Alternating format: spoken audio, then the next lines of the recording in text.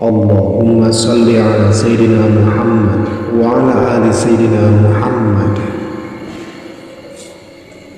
Salah seorang nenek moyang Nabi Muhammad SAW bernama Hashim bin Abdul Manaf. Ia adalah pemuka masyarakat dan orang yang berkecukupan. Masyarakat Mekah mematuhi dan menghormatinya.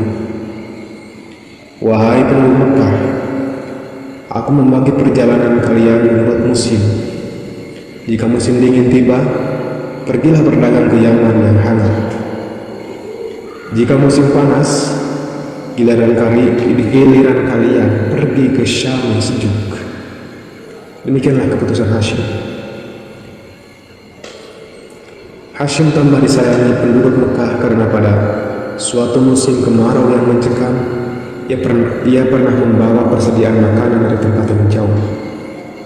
Padahal saat itu makanan amat sulit didapat. Terima kasih wahai Hashim, engkau menolong kami dengan pemberian makanan ini, seru penduduk Mekah. Di bawah kepemimpinan Hashim, Mekah berkembang menjadi pusat perdagangan yang makmur. Pasar-pasar didirikan sebagai tempat berniaga kafilah-kafilah dagang yang datang dan pergi silih berganti, baik pada musim panas maupun pada musim dingin. Demikianlah pandainya penduduk Mekah berdagang, sampai-sampai tidak ada pihak lain yang mampu menyaingi mereka. Akan tetapi, di samping kemajuan yang besar itu, masyarakat Arab juga mengalami kemunduran luar biasa. Itulah sebabnya mereka dijuluki masyarakat jahiliyah, alias masyarakat yang diliputi kebodohan.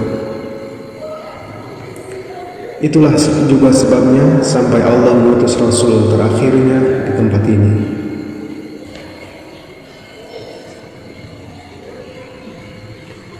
Beberapa jabatan pemerintahan di Mekah, di antaranya: 1. Hijabah, pemegang kunci Ka'bah.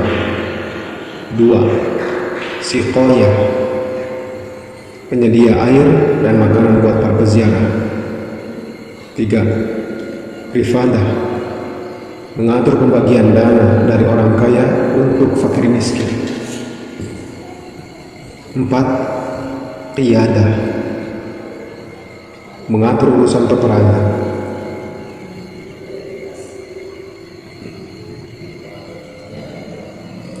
Oh tidak, burung itu terbang ke kiri.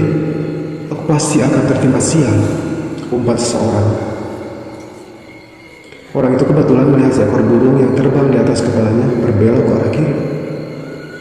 Sepanjang hari itu, dia jadi murung karena yakin bahwa dia bernasib sial, walaupun belum tahu kesialan macam apa yang akan menimpanya. Orang-orang Arab pada masa jahiliyah amat percaya pada takhayyul. Contohnya, mereka percaya jika burung yang mereka lihat terbang ke kiri, nasib sial akan menimpa mereka. Sebaliknya, jika burung kebetulan terbang ke kanan, nasib baik akan datang. Kepercayaan semacam ini disebut at-tatayyur.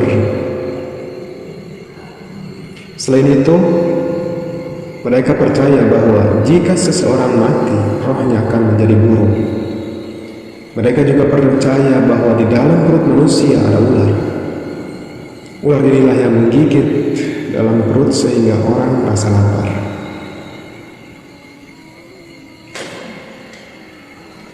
Lihat cincin tembakau ini, kata seorang kepada temannya dengan bangga. Cincin ini adalah pemberian seorang dukun kepadaku. Tidak sia-sia aku memberi uang banyak agar membuat cincin ini. Jangan coba-coba menantangku berkelahi sekarang. Berkat cincin ini, aku merasa jauh lebih kuat. Masih banyak kebodohan serupa yang mereka perlihatkan. Mereka juga amat taat menyembah berhala-berhala berbentuk patung. Jika mereka meminta pertolongan kepada berhala, tidak segan-segan mereka mengorbankan binatang ternak dan mengoleskan darahnya di tubuh berhala. Bahkan mereka terkadang sampai hati mengorbankan anak-anaknya sendiri demi mengharap keridhaan berhala. Selain melakukan kebodohan-kebodohan itu, mereka masih melakukan banyak sekali hal-hal yang rusak. Awal mula penyembahan berhala di Mekah ketika seorang bernama Amr bin Lu'ay membawa berhala besar bernama Hubal yang dibelinya dari daerah Syam. Di Mekah, berhala Hubal ditaruh di Ka'bah dan disuruhnya orang-orang datang menyembahnya. Menjelang penaklukan Mekah oleh Nabi Shallallahu Alaihi Wasallam, Ka'bah dipenuhi oleh 360 berhala yang terbuat dari batu, kayu, perak, bahkan emas. Bangsa Arab pada masa itu sangat gemar minum arak. Hampir semua orang adalah peminum kecuali beberapa saja yang tidak. Para pelayan yang datang membawakan baki dan botol-botol minuman. Orang-orang datang berkumpul sambil tertawa. Para penari datang disambut tepukan dan sorak-sorai. Ketika minuman mulai membuat mereka mabuk, seorang kembali berseru, "Bawakan alat-alat judi kemari." Orang pun membawakan alat-alat judi berupa bilah-bilah kayu dan sebuah kantung kulit. Beberapa ekor unta dipotong. Yang kalah berjudi harus membayar unta tersebut. Selain berjudi dan memotong unta, mereka juga berjudi dengan bermacam-macam cara.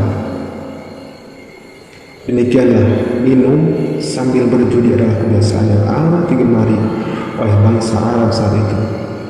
Bahkan setelah Nabi Muhammad SAW mengajarkan Islam, masih banyak pemeluk baru agama Islam yang masih suka meminum arak sampai turunlah perintah Allah yang berangsur-angsur mengharamkan orang minum minuman keras. Judi memotong unta adalah judi yang paling digemari orang Arab jahiliyah. Bilah-bilah kayu dikocok dalam kantung dan dibagikan. Orang yang mendapat undian kosong dinyatakan kalah dan harus membayar unta yang dipotong. Daging unta kemudian dibagikan kepada fakir miskin. Orang yang suka berjudi semacam ini dipandang sebagai orang kikir, yang biasa disebut barang.